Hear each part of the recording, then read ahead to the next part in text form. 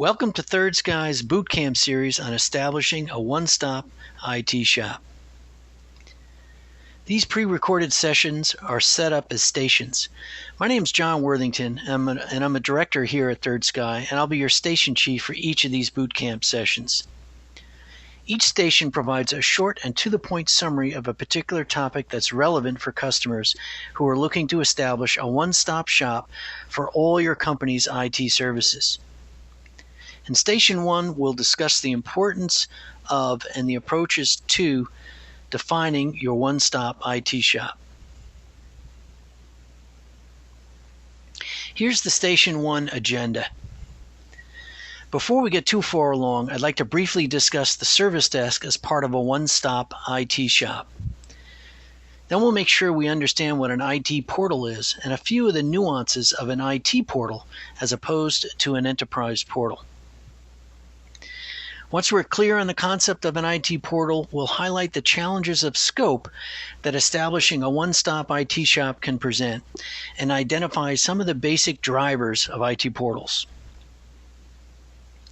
We'll wrap up by reviewing the importance of planning to creating a one-stop IT shop that can evolve with the needs of your business. So let's get started.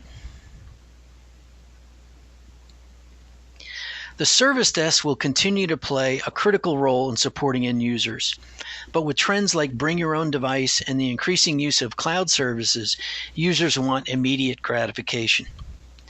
Doggedly trying to make your service desk the one true single point of contact may be a little like chasing windmills. The service desk must integrate with web-based support options to create a one-stop IT shop that's precisely mapped to the users it serves. So creating this kind of one-stop IT shop experience will require more than the service desk. It requires the use of a portal. Wikipedia's definition of a portal is as follows: a framework for integrating people and processes across organizational boundaries. Most enterprise portals provide single sign-on and access controls, usually via a web-based interface. Many also offer sophisticated customization and personalization capabilities on the front end and a range of options to integrate application systems and data on the back end. The truth is that today's enterprise portal can be almost anything that you define it to be. But the basics of single sign-on and access control, enterprise search, federation integration, and the ability to customize or personalize the user interface are pretty consistent for any portal, regardless of how you scope it. So an IT portal will have characteristics similar to an enterprise portal, but the focus, of course, is more IT-centric. The enabling processes for many IT portals is the ITIL framework, and you'll find many similarities between evolving your IT portal and adopting IT service management. So IT portals have very similar characteristics to enterprise portals and can also enable a very broad range of applications or services. IT portals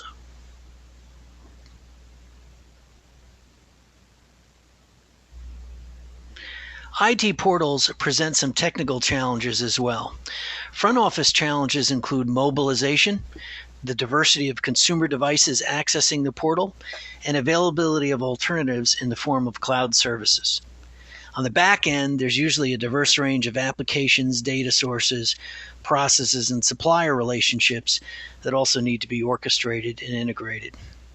Before you try and tackle the technical challenges, it's critical to make sure that you have a clear mission for your IT portal.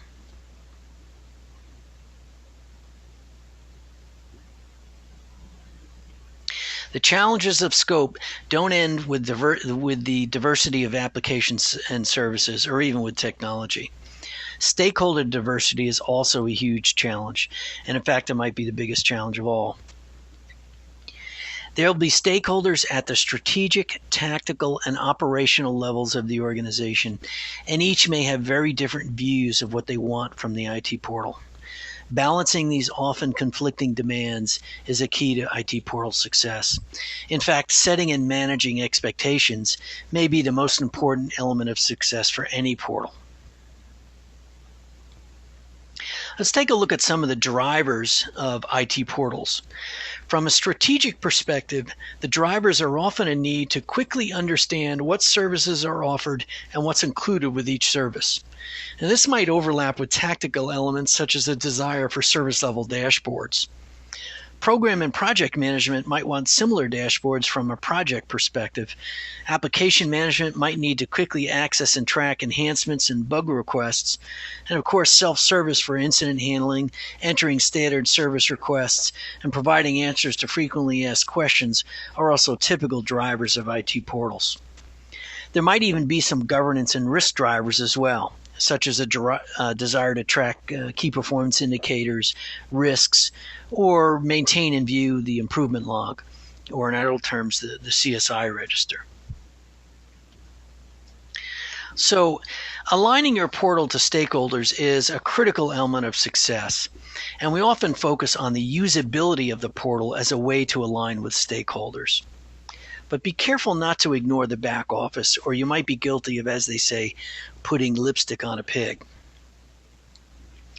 Obviously, focusing 100% of your efforts on a fancy web-based user interface without paying attention to the core service management processes, organizational structures, and use of technology can result in users quickly making requests of IT, but only result in poor fulfillment of these requests as IT thrashes around pulling levers and going crazy trying to fulfill demand. Luring users in with the lipstick while the man behind the curtain slaps your users in the face may not be the best way to get the business to trust IT. Planning will be essential to your IT portal, and these plans must be updated continually as your IT portal evolves. A successful portal must evolve with the needs of the users it serves over time. In addition, the challenges of scope we just discussed will usually force you to make choices. You simply won't be able to do everything at once. Based on near and longer term planning horizons, you can begin to map the basic IT portal drivers to the needs of the business. Not only will this create a high-level business case for your plans, it'll create an important structure that you can use to monitor the evolution of the portal over time. The evolution of an IT portal and the creation of a one-stop IT shop are programs that are very similar to the adoption of service management and evolving a service catalog. And Third Sky's concept of a flight plan is well suited to these efforts. Defining and prioritizing the drivers for your one-stop IT shop is essential to establishing a plan that is aligned to the needs of both IT and the business. Once this has been agreed, the next step you can take is to target and manage the various stakeholders that will need to be engaged to support the development of your one-stop IT shop based on your plan. So our next station takes a closer look at managing stakeholders, developing user profiles and personas, and applying use cases. Thanks for your time, and we'll see you at Station 2.